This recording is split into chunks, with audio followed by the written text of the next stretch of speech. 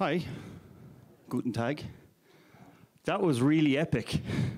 I was like, whoa! Lovely intro, thank you. Hi guys, apologies, I do not speak German at all. So my name is Ken Coleman. I'm an artist from Ireland, and I'm also a lecturer in digital art. I teach 3D modeling, Photoshop, concept art for a Clonmel digital campus in Tipperary in Ireland. And so I teach game art design and animation. So I get to teach in the university dragons, robots, He-Man.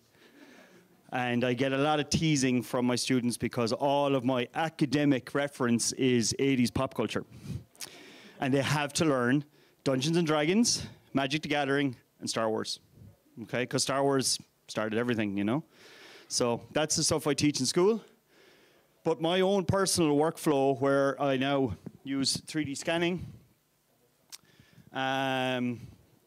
Sorry, I'm using the battery on my MacBook, so it likes to just go into standby. Go on.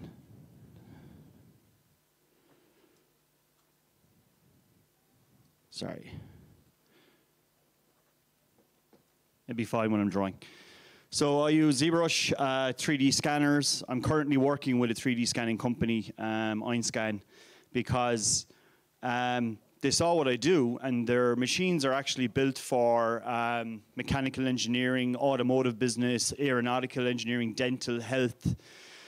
And it was actually Kurt Camaro here in Germany showed me that he was 3D scanning action figures, but he was reprinting them big, small for Dungeons and Dragons and HeroQuest and tabletop games. So he's making his whole set of Nika statues and Master Universe classics into these tiny little miniatures. So he sent me some, and then I realized, oh crap, I can just like scan all my armor, all the weapons, then the bigger the better. So of course I started buying Mondo and getting Sideshow for academic purposes. There's always an academic way to do these things. So it was a case of just getting loads of different parts. So I'm kind of working here on, I'm making a Mossman, but I'm doing the typical Mossman is just Beastman, but green, okay? So what I've done here so far is, now that head is not mine. That's by R3D, he's going to kill me, BL. He's another sculptor, designer, and we collaborate quite a lot, okay, a lot of the people. So I actually collaborate quite a lot with Kurt, and a lot of the time now with Mario here in Germany, who's Madosa Customs. So the two of us,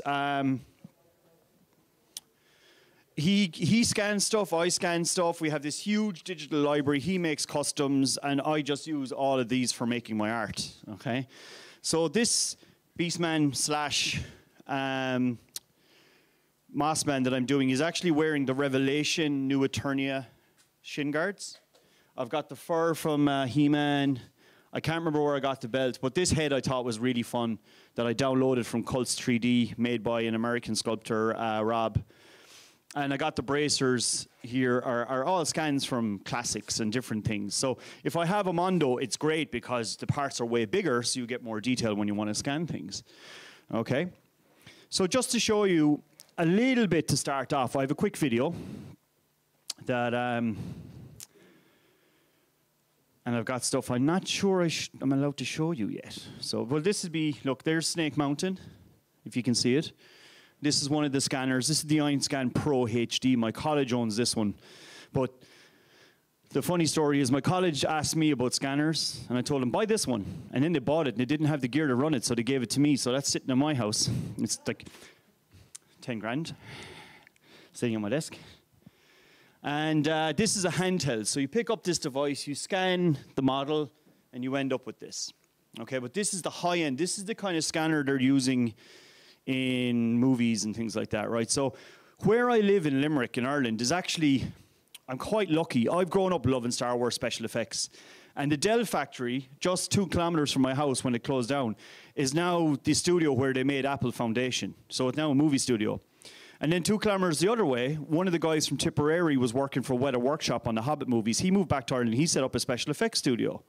But he set up a special effects studio with the guys who were making semi-pro costumes for Dublin Comic Con. They got so into it, they became the suppliers of resin and silicone and all this stuff for making cosplay. And now they're professional model makers and costume makers for the film industry in Ireland. Okay, so I get all of my resin for making heads, and I get them from the pro nerds. Okay, so those guys let me go down to the studio during COVID and use their 3D scanner, and that's how we all ended up with a digital file of Eternia. I sacrificed my Eternia for the greater good of the community. You're welcome. I'd already destroyed it, by the way. I completely customized it, which I don't know. Some people are like, oh my God, that's amazing. But most people are like, what did you do? It's an Eternia. You can't do that. It was blasphemy to most people because I converted my Eternia with Games Workshop stuff to make it look like it was a tower from Lord of the Rings. You know, I wanted it all to look really miniature. And I scanned it. And then, of course, for academic purposes, I went on eBay and I bought the other 2 towers and I scanned as much stuff as I could.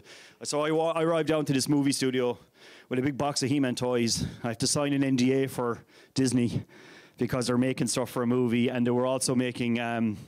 what was really fun, but I can't show you, is they showed me all the ships from Foundation. And they also showed me all the ships for... sorry, not the ships, the suits. The guys were building the maquettes for Halo, the Halo series on Paramount.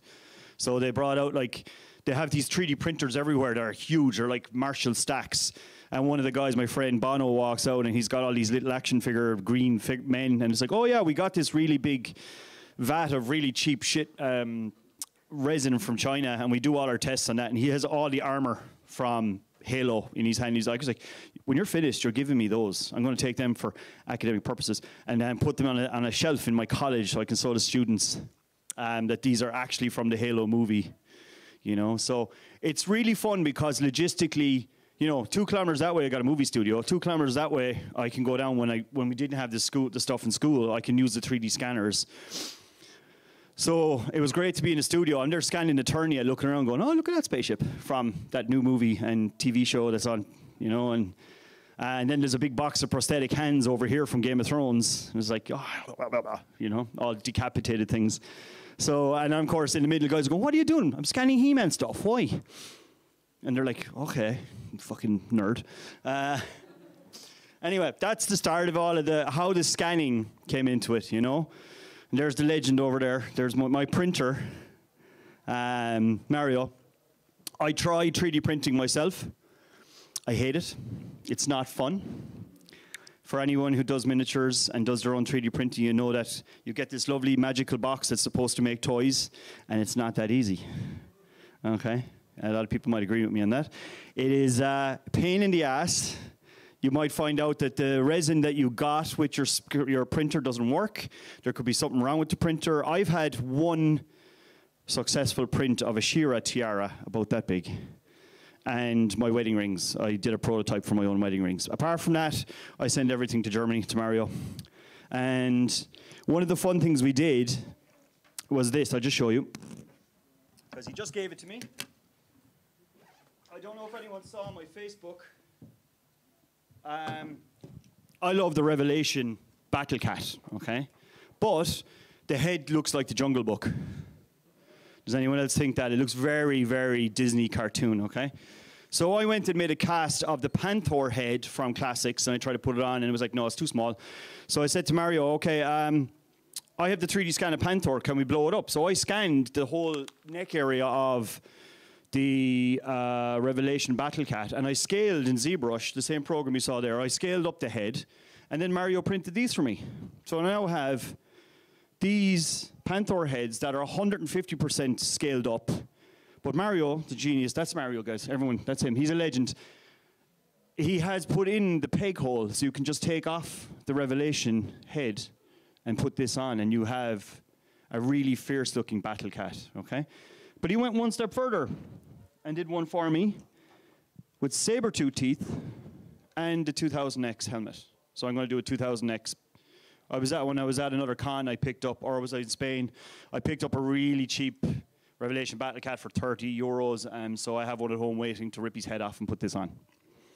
Okay, so that's the other fun side of 3D scanning is the ability to be able to modify things. And the thing is now with stuff like Unreal Engine and MetaHuman, we could start to animate these. You could animate your action figure. I've seen a guy who just did a 3D scan with photogrammetry with his iPad or his iPhone, and he did a whole dance. He put on a motion capture suit. Anyone seen that? And he did like the vintage He-Man doing a dance. And, that was really cool. But I like to take it to a different level, which I'm going to show you now. I'm going to do a quick demo. I've Beastman set up because people keep asking me to do Beastman.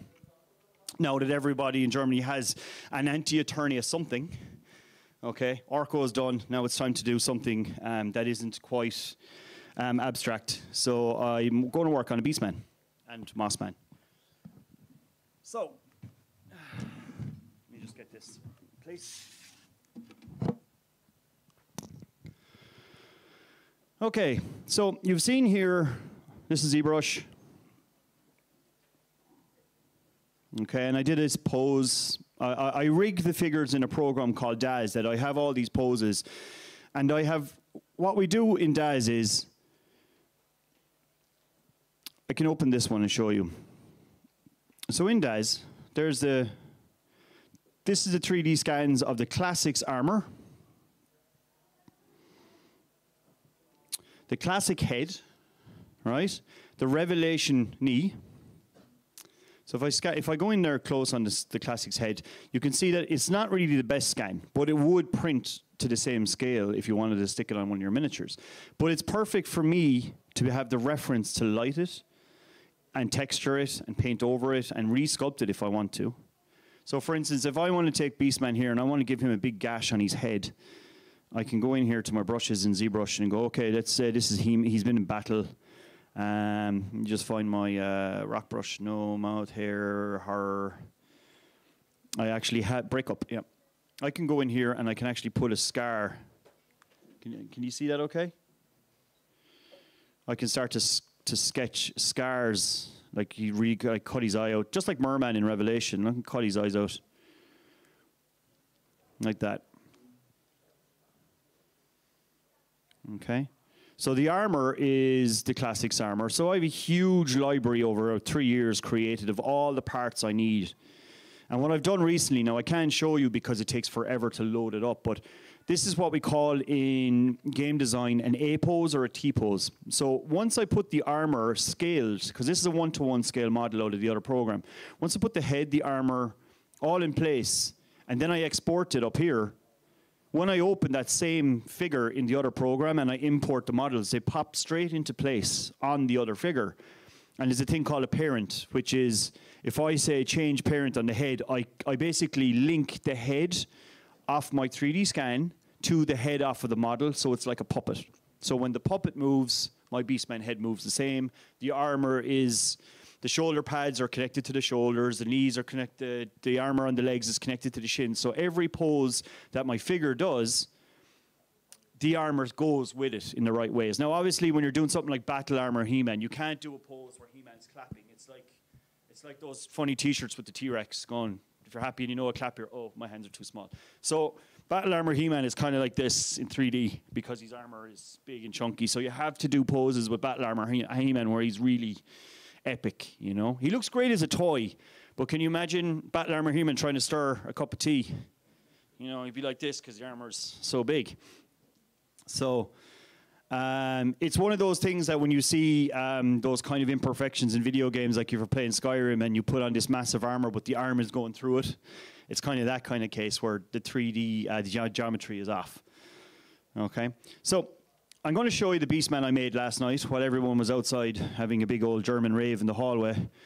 I was inside in bed making Beastman and watching the Rings of Power, which is brilliant. If anyone here is a serious Tolkien academic who loves the books, I loved it for the visuals. Okay, because it was amazing, but I'm sure some people might go, no, it's terrible, it's not Tolkien. Anyway, right, we won't start fights this early in the morning. This is Beastman. Can you all understand me okay? Because I have a tendency to speak very fast with a very dirty Irish accent, so I'm keeping the cursing to a minimum. Okay. So I curse a lot at my students. I've been told it's a sign of intelligence, so fuck yeah, I do it all the time. I get to teach people in their 20s, so it's okay. I can go, that is fucking shit. Fucking do it again. Get out of my fucking classroom. I do that because my students come in, do anyone know Star Wars? No, it's crap, get out. You know, I have students who are like, oh, I'm into metal. What do you like? Slipknot, get out. There's more to life than Slipknot. I actually offended a student with that once. Anyway, that person didn't come back. It doesn't matter, they paid the fees. It's okay, you know, I got my wages. So anyway, there's Beastman, he's ready to go. I don't need to go through all this. This is not a 3D modeling class. It would melt your brain. Okay. ZBrush is basically, it's got its own language, but the way I like to explain, this is like 3D Photoshop. You have all of these layers. If anyone knows Photoshop, you've got all of these buttons here, which are called subtools. So it's like every single piece of the armor is a layer. Okay, and I can turn them on and off. But the pose here is set. It's like a statue now. I can't re-rig the pose. I could, but I don't want to because it's terrible. I'd rather do it in the other piece of software and then bring it back in.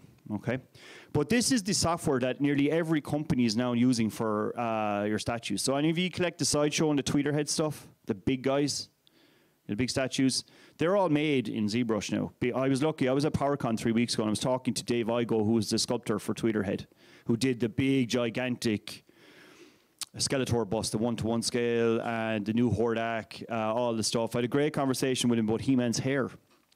Because somebody from Arch on Games, when we were working, I was a consultant on the Fields of Eternia. And when we were discussing it, I was told that the guys in Mattel told the guys in Archon that doesn't matter how much wind blows, you don't see He-Man's ears. Okay? For a sculptor, that's really easy. You just cut the ears off and put on He-Man's hair. You're done. You know, you can have the wind blowing any way you want, but his ears are always covered. Okay? Because a lot of the He-Man characters are really easy to do because you just have to open their mouth and close it. You know, if you look at Beastman, especially with Skeletor, it's just a jaw. You know, so you want to pose Skeletor and make him look evil. There's no real facial features to do. It's just open his mouth and close it. And the same with Hordak, who are two of the easiest characters to make in 3D. So let me just go through the next part of the process. When I'm finished here, I have a little bridge, and this comes over to another program that I use called Keyshot 9. Now, this is an industrial design piece of software as well for bringing in materials. So if you design a contoured bottle, like let's say a Coca-Cola bottle, what you're really going to do next is you're just going to drag and drop the glass onto it, and you're going to render it to look like a photo.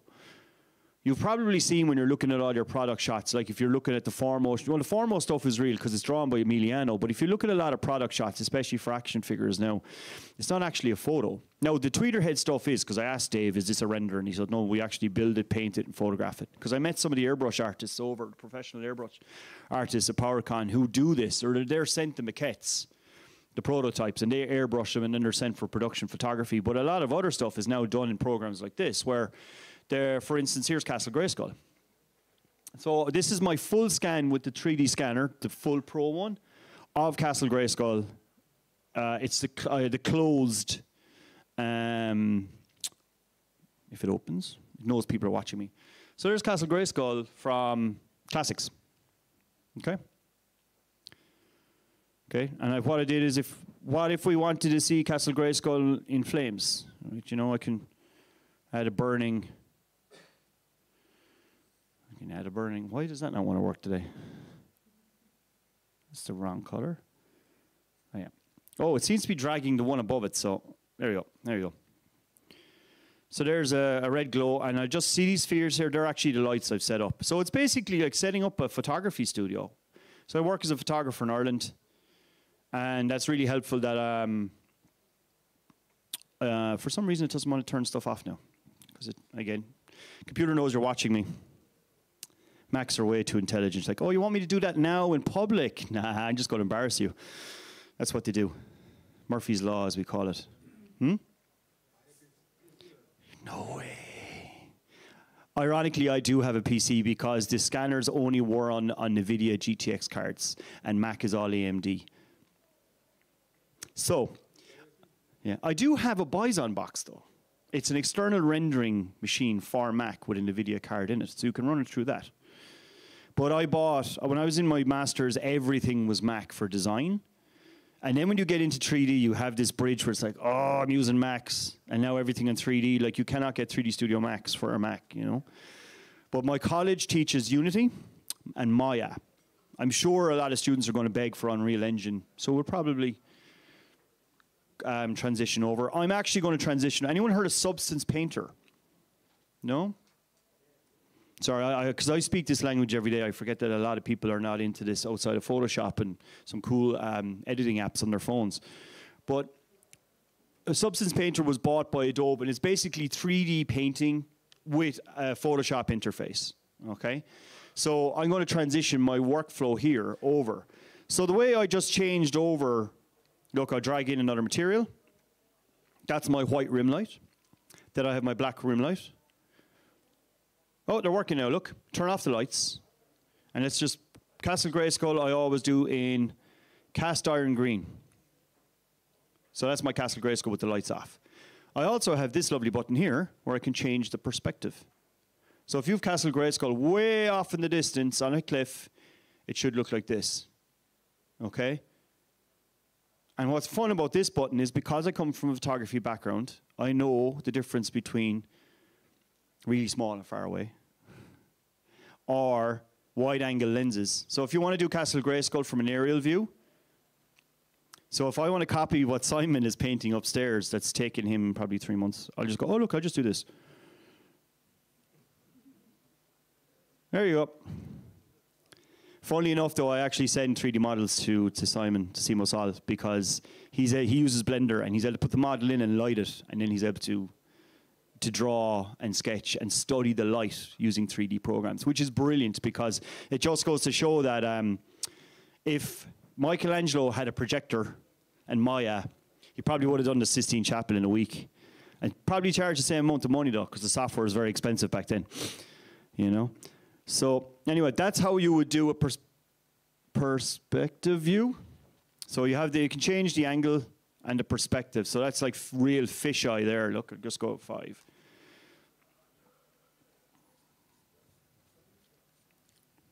That's so extreme you can't even move in on it. So 76. There you go. And most people are used to this view of Castle Grayskull, right, from the cartoon, and then this is probably the best view because what I have done here is this model is sliced, so we have the back and the front put together as one kit, and I filled this bit, and I actually, to cheat, I cut off and duplicated this side of the roof, and duplicated and mirrored it and stuck it in there, just for artistic sake. But the toy, you see, doesn't have this part. So the best model that I actually found for reference for making art is the Icon Heroes, except the eyes. They're very square.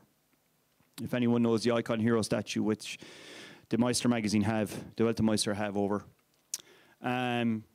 Whereas the Castle Grayskull here has the most organic, you know, and again, Revelations, the eyes are even more, there's a frown on the Revelations Castle Grayskull. That's the stuff I look at all the time. Like for me, the first thing I do when I look at a He-Man figure, when they bring out a new one, I look for the 3 strands of hair over his right ear. For me, I don't know why, but for me it stands out as a trademark. If you look at He-Man, you always had this lyrical piece of hair on this side of his head. And in Revelations, they did this one pointy piece. And then they brought out that really weird looking thing that's supposed to be the 40th anniversary one. Anyone here from Mattel? What do you guys think of the Revelation 4th anniversary He-Man? So I'm going to say that silence is, I'm unimpressed. Yeah? No? Huh?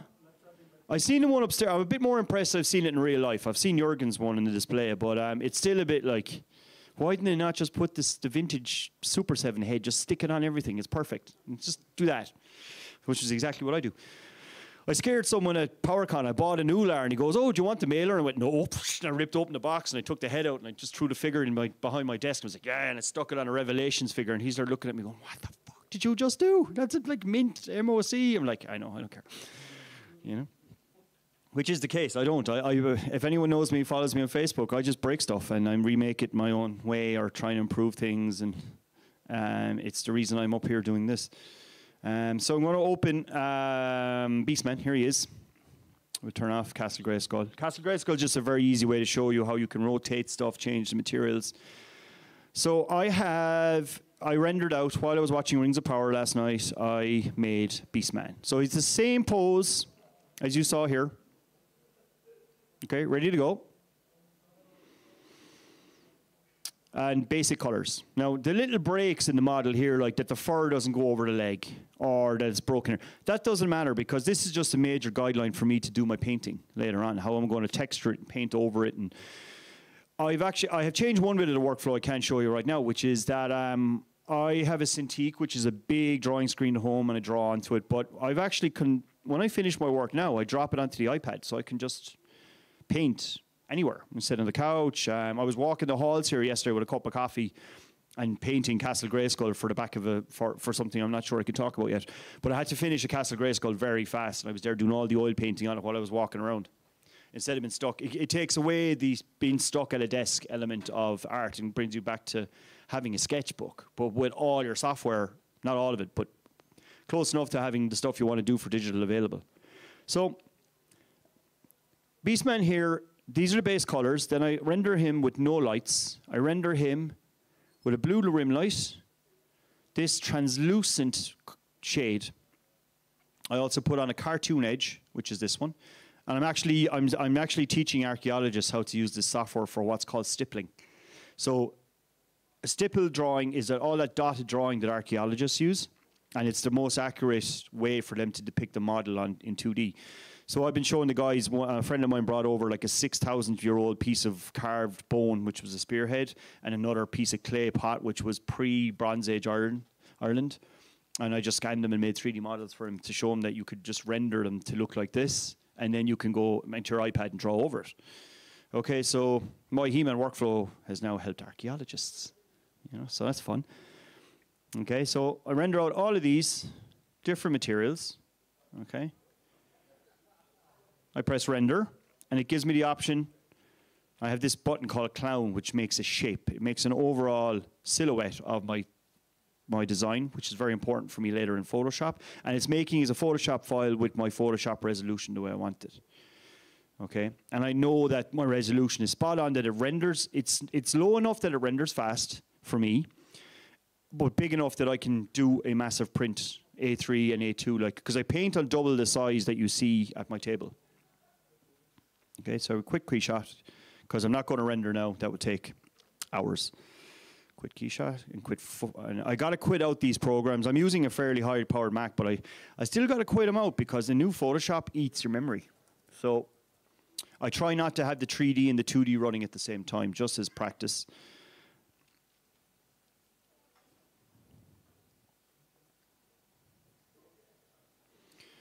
Now I have a couple of photos. Another photo here I wanted to show you. This is me in studio in college. So the backgrounds in my paintings are full acrylics. I paint these massive clouded backdrops. That's the studio in my school. You can see the animation desks, all the prototypes on the wall, and the concept art. And you can see my destroyed, if you look to the left, you can see the blasphemy of a completely deconstructed Eternia tower sitting there, been repainted. I spent the last year just actually retouching it so it looks new. So yeah, I do these massive paintings. I have 3 or 4 big canvases, and when they're finished, I photograph them in the studio space, and then I paint back over them.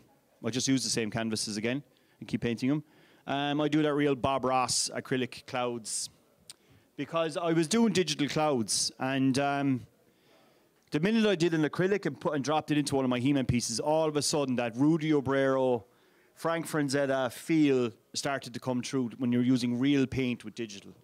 Okay, it felt better in the pieces. I'm going to show you now how it works, okay? So what I do first is I open Photoshop and I go find my render folder, which is here. And I have my renders here of Beastman ready from last night. So here's Beastman with no lights, ready to go. And here's the fun bit. This is where the fun begins now because I can just build my image. So I put a gray background in, and now I'm going to bring in all my materials. So here's the next layer. So that's Beastman with lights. It's way too heavy, so I go on to lighter color and bring that down. So look, I can just add and control the light, see? Now you can see there's a mistake there where this light is actually blocking his leg, but that's okay because it's the only level that has lights on it. So the next one, we bring in this one, and this gives me another daylight effect. We can actually, I'll take that one out, will I? Oh, I left the lights on for that one, okay. So I'm gonna cut away the piece that's in the way, and he's like, there you go, doesn't matter. Sometimes the mistakes actually really help in my work. I'll discover something else in the workflow by making mistakes. Let me bring in the blue light, and as I build this up, you can see the figure is starting to develop a lot more depth with light, okay? And I really have to thank my background in photography and learning photography in college. It made me understand 3D way better. So when I teach my students about 3D, I actually set up a green screen and I get them to look through their phone, and we put down an object and I go around it with a big LED light, and in through their phone they can see all the light and the shadows change and how you want to do. If you put a light over something, it makes it look heroic, and you put the light under it, it makes it look villainous. So by doing that, and then I go, now, when you're looking at your screen there and in Maya or something, and everything is just really gray and there's a model, and you have to press render, you'll now know what your lights are going to do because you've done it in the real, when you do real world application. And what really strengthens when I look at that is I was watching the 6-part ILM documentary on Disney. I watched the whole thing when I was traveling over. And ILM, as in the guys who figured out everything for Star Wars, right? And in the visual effects supervisor on Star Wars, John Knoll, discovered that what they were doing with when they built the Pixar box, which what became Pixar the company, it was a $120,000 computer they built for rendering film. And when they made that, that was how they digitized their negatives. And when they started sharpening, John Knoll turns around to his brother Thomas and goes, "Can we run that as an application for Mac?" And he goes, "Yeah, sure, I'll knock one out in a week for you." So he took that part of Pixar and made Photoshop. That's where it came from. Okay? So when I talk to my students about why you need to respect Star Wars, it's because every piece of software they're using came from or was discovered by ILM as a problem solved for a movie. Okay? So all of this stuff comes from, thank George Lucas for everything. I owe him money for talking about it now. So I messed around with all of these little, and that's the translucent skin. It might look very dark right now, but what I'll do is I'm going to just bump up the figure on the bottom. And I program my Photoshop that I have. These are all my buttons. I don't use the drop-down menus. I just press all these because I have everything set up the way I want, because most of my workflows are the same, whether I'm doing photo montage, my He-Man 3D stuff, because this workflow I do for other games companies. Okay, so the idea was I developed a workflow that if a company made a 3D model, but they want box art like we all grew up with in the 80s, they can come to me because they give me the model and I'll create box art in an action scene that matches what the model is. I remember seeing, anyone know the artist Eamon O'Donoghue, who he is? Shame on you. He's another Irish artist, but he did all the box art on the Revelations figures up as far as the new Eternia stuff, right? So all those characters are Eamon. He did the box art on all the DVDs for the UK releases of the Filmation cartoon as well. He's done loads of He-Man stuff. And he does a bunch of Marvel Legend boxes too. And he designed all the new Lord of the Rings toys as well who does them? Diamond Select, I think. So he does a lot of stuff. But Eamon, he put up an article years ago when the Thundercats 2011 came out and they brought out the Thunder Tank. The drawing, the perspective was all wrong on the figure on the box, because we all know what the Thunder Tank looks like, right? It didn't change that much, but the claw at the front of the box when it was coming towards you was smaller than the one in the back. And he just went on a rant about how the perspective was bad and all this. And it got me thinking, I read that and I was like, that's why we need to use 3D models and 2D illustration, because you need... So a lot of the time, people don't care how good or bad you are at drawing. They just want to make sure what they're looking at is accurate, So 3D really helps, and it helps as well because even yesterday I was working on something for Matthias. I can't really say what I was doing, but we were working to a deadline and there was a character that he was like, I like that, but can that person be looking at the other object? And I went, yeah, sure. And I went up to my room and I turned the object. I turned the person so they're looking at the other object because you have to interact with something in the narrative. if you had to draw that, you'd have it to go home and spend another 2 weeks or 2 or 3 days repainting the whole figure. But with 3D, I was able to just turn it, re-render it, put the materials and light back in, and then go paint back over it, and I had it done in an hour.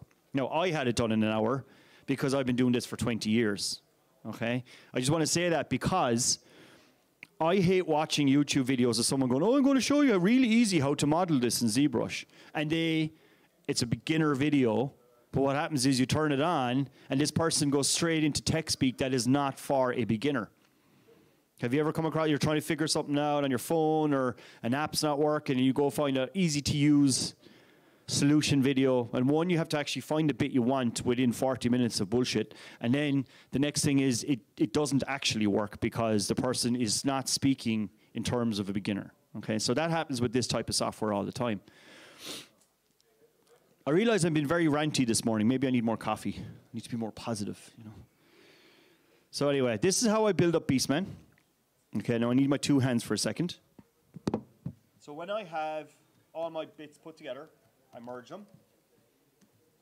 And I use some of my other actions so that I get the colors the way I want, because he's still very... Now, there we go. He's getting a bit better. And I have a button here that I've literally called Warm It Up to get rid of any of those blue tints. Now, he's too warm. So go back 2 steps. Duplicate. Warm up again.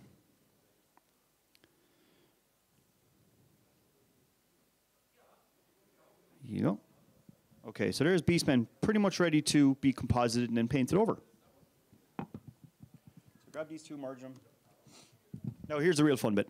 Okay, so all of those other little things I told you I had, like this, look, this file, which rendered out with the figure at the same time.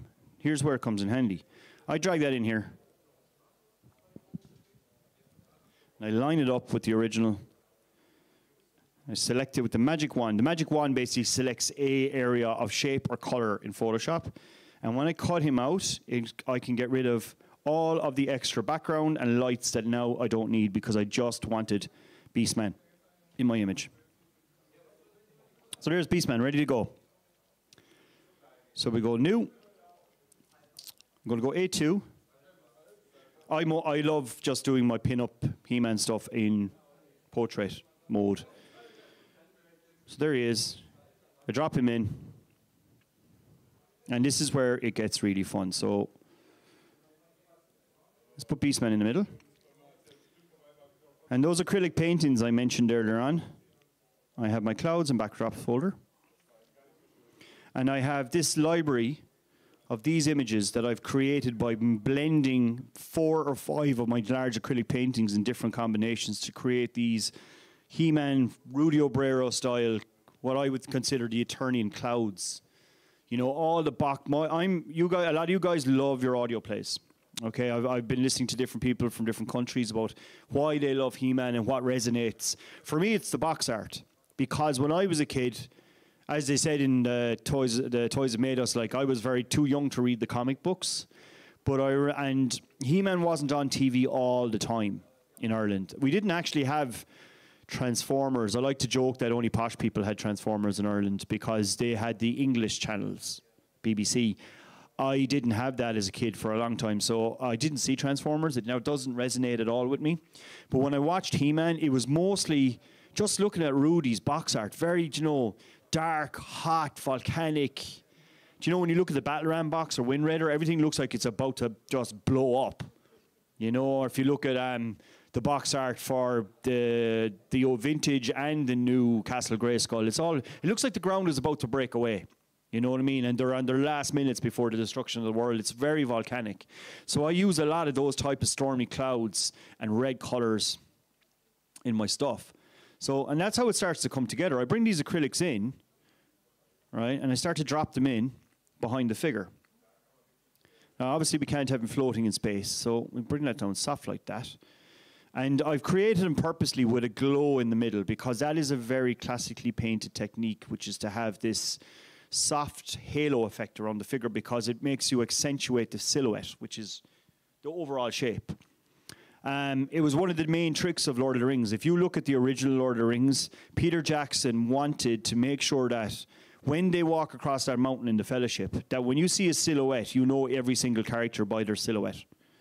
Because we all know exactly what Gandalf looks like if he's just black and white, right? Or Darth Vader. So the silhouette of a character is very important because you need to be able to spot from the silhouette who that is.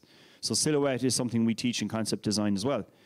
So we know that if I was to make that black and white, you'd still know it was Beastman. So the next thing I do is I drop in some clouds that I've cut out from one of the other paintings. And I use those to accentuate the shape. And before I continue with the atmosphere, I need some foreground. So I go into landscape block-ins. You know, because I live in Ireland, I've got loads of very rocky and nice landscape everywhere. So this is actually a piece of Donegal. And this is landscape actually that is up where they shot parts of the Millennium Falcon for episode 8. Okay. So I have that ready where I've cut the sky out and I can drop it in. So my library's already prepped.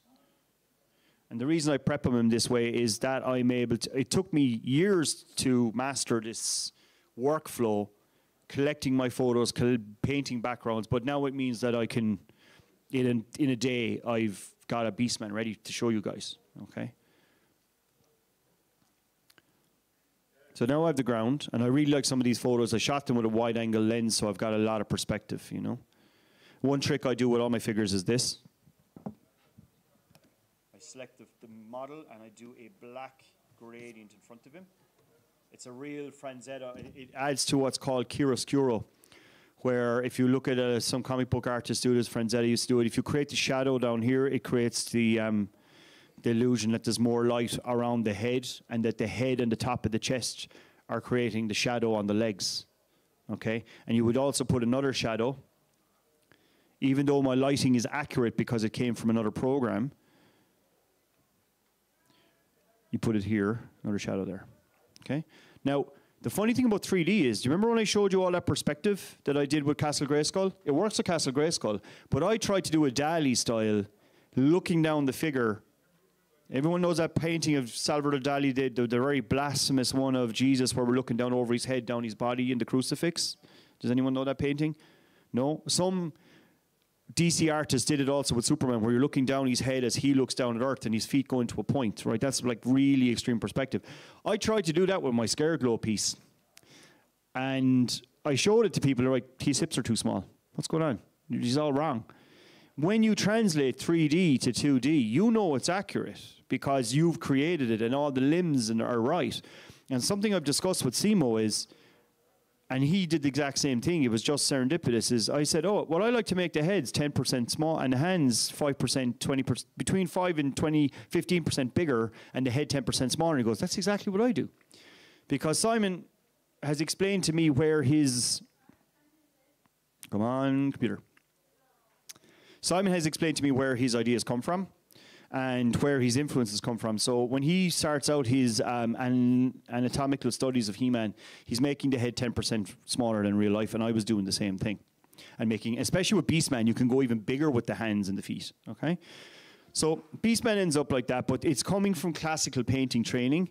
But you have to be aware when you're building in 3D that if you use the wrong perspective, everything else in your image has to match that perspective. So I tend to keep the perspective as if I'm shooting the whole thing on a 200mm lens, because I know from doing photography that there's going to be no stretching or distortion of the figure with that where my slider is in key shot. So I actually did a full thing when I was doing Scare Glow. I put the model up on screen and I asked my students what they thought was the best angle. And I even got someone to come up and try the sliders and rotate the model so they would understand for concept art what they should be doing differently rather than just going, oh, I'm going to make it look really wide angle. Then it's like, yeah, when you put that into a scene, everything else has to match. It comes right back to Star Wars stuff too, that if you're going to drop a model into a scene and you got to put in a background and you got to put in a foreground, the lighting has to match on all those things. You know, all your atmospheric, this is the next bit, your atmospherics have to match. Okay, so what I do next when I've got my stuff ready is what we call atmospherics. And atmospherics are, we got one that's called atmospheric perspective. An atmospheric perspective is if you look out that window or one of the windows up above and you look over at the trees and the mountains are going to be blue. And the reason is we're looking through concentrated hydrogen. The more hydrogen that we look at through the air, the bluer things get. Okay, so blue is further away. Okay, so we know that naturally. That's the partly scientific explanation. So things go away naturally and they create fogs and fades, okay? So that's what I do. So now that I've got my Beastman here, I've got these particles. Now it's very hard to see on the screen, so I'll show you a more extreme one. That's baby powder on black paper, right? And this one is coffee granules on white paper. And this is how they work. Oops, I just dropped that in the wrong file. So Beastman just put his foot down, particles jump off the ground. Creates a sense of movement. Okay, so particles help tell a story.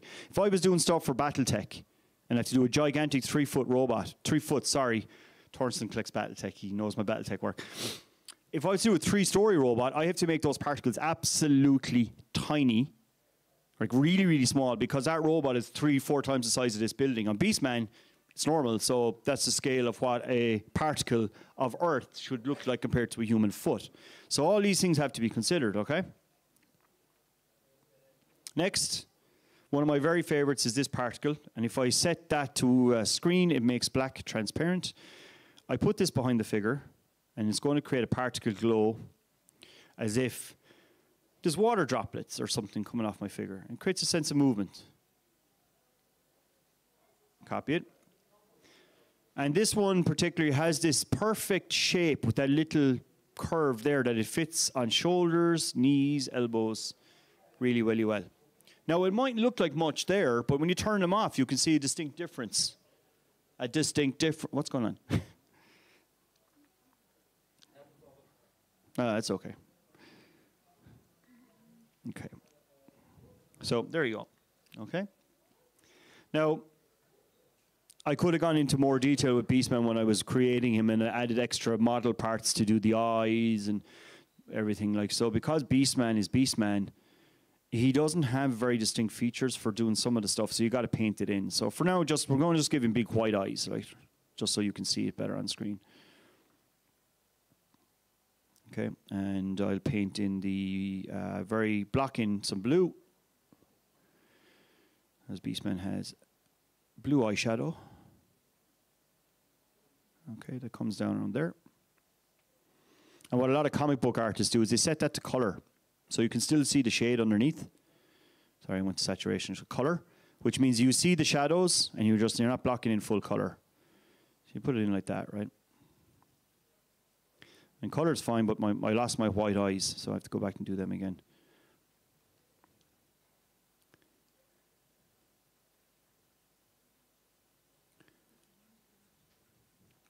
You go black, and we'll do another layer that's black and white, because I like to paint my shadows with black and white. So I'll put the eye back in, eyeball there, a couple of bit of highlight. I know his nose is actually supposed to be white anyway, so, or off-white. His teeth.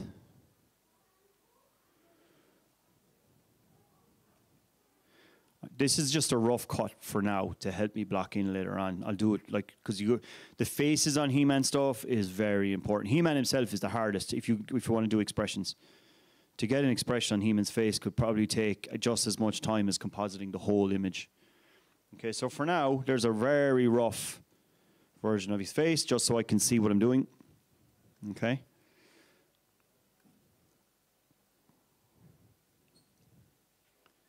And just save it as well. And how am I doing on time? Okay, 10 minutes. So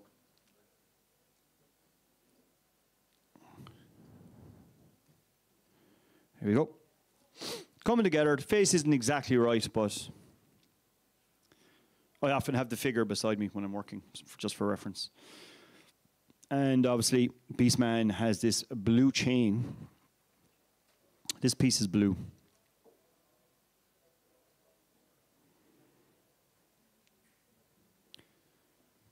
On Beastman as well. Actually, an easy way for me to do that is I'm actually just going to copy and paste.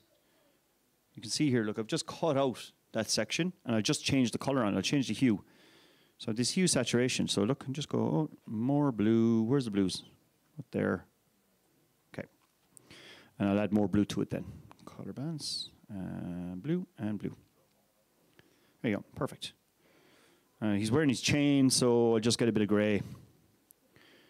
And we'll just go... Just accentuate his chain a little bit there with a little bit of...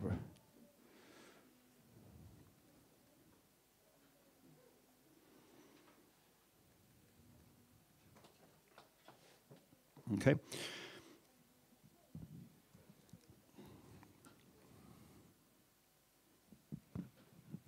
going to create a shadow on the ground. So I'll select my ground. Because it looks like the light's coming from behind him, which is going to create a shadow in front of him. So we're going to put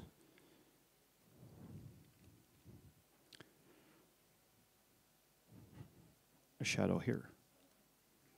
Going that way. Because the light's there, so the shadow will go there, that way. Press soft light.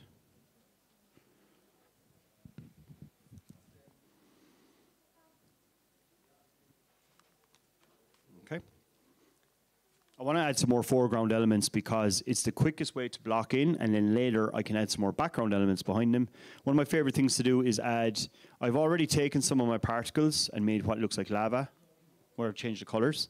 But I also have this. This is actually part of a lamp that I found in a horrible restaurant in Ireland that hadn't been redecorated since the 70s, down by the beach, right? It was these lava lamps. And I got so excited, I went in and photographed these horrible lamps, and my friends were looking at me like I'm crazy. But I use these for doing all my Snake Mountain stuff. So you drop that in there, in front, screen, and perspective. Now we have lava. And we just darken up the ground with one of my multiple merge. There you go. And then just blend in.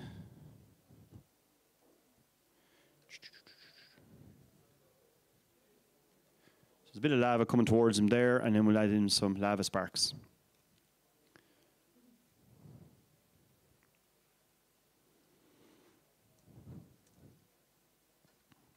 You know, it's Beastman. He's hanging around Snake Mountain looking for dragons.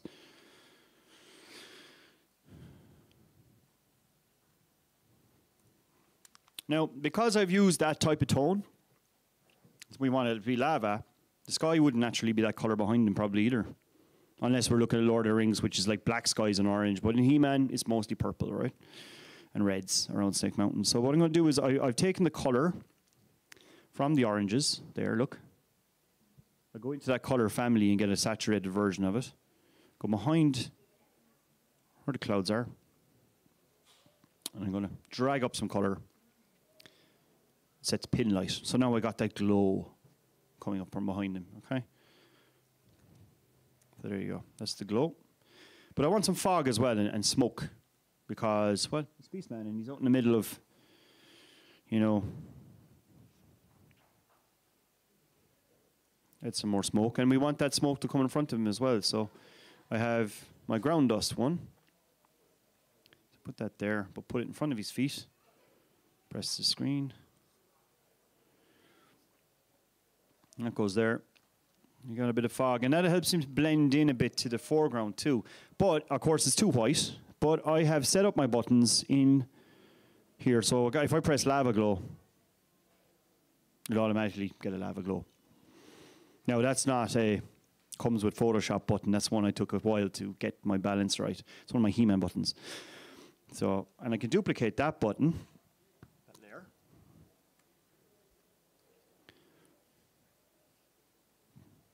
Flip horizontal, which is the other side.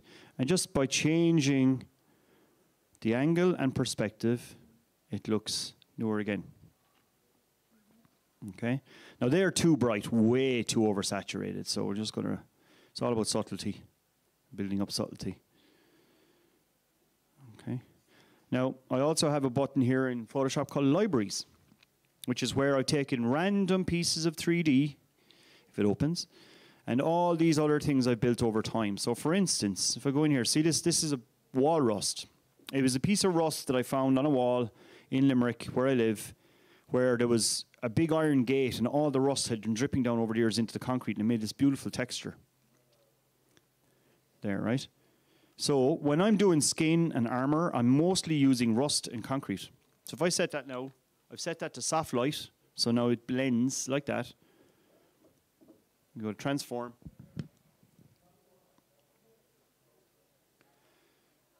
And we can put that on Beastman's skin and his fur. And watch what happens when I turn it off. Now we've got a layer of painted depth using texture. Okay. The other thing is when I'm doing the Battletech stuff, this one's for you, Thornton. When I'm doing the Battletech stuff, my art director might like with this, but he goes, oh, can you do the robot from a slightly different angle? So I actually paint those textures on to the 3D model directly in ZBrush, so that I can rotate the whole scene and the textures at the same time. I don't in He-Man because, well, it's for me. No one's asking me, oh, I think that Beastman's going to have to look a different way. And I go, oh, I have to redo the render, and then I have to redo all the texture and color again. So when I'm doing it for Battletech, where I know I may have to change the angle of the robot, I'll do all that texturing in 3D, whereas this is the same original process as this, but this is just a 2D version, okay? But I'll duplicate that texture, and I'll put a bit on his head, see? And what's nice about how that blue is coming down, it can actually add to the almost tribal feel of the makeup. And sometimes when I'm working on a figure like this, my next cheat will actually be to do studio photographs sometimes if I'm really stuck and I can't get it right. I might take a studio photo of a figure that I've painted by hand. So I have custom Beastman heads I've painted. And I'll take the macro photo at the same angle with the same light, and I'll add some of the photographic elements in, especially for the faces, to get, because the face is so important, especially for all of us who, when people look at your favorite character and they're doing a pose that reminds you of the character. So the poses, or all my poses, are almost reminiscent of what you would have done with the toy or what you would have expected of that character. So Beastman for me was always like, you know, this kind of almost wrestler grappling move or swinging from a tree, you know. The reason you saw the Mossman Beastman model in the other position is because I wanted to give him that sense that he was actually going to conjure vines out of the ground. So that's what's going to happen in the other piece. But anyway, listen, I think I got to finish up. We're just on the thing. But that is how I create my work using 3D, 2D, particle effects, textures, photography, and it all comes together to make my He-Man artwork. So thank you so much for listening and putting up with my bullcrap.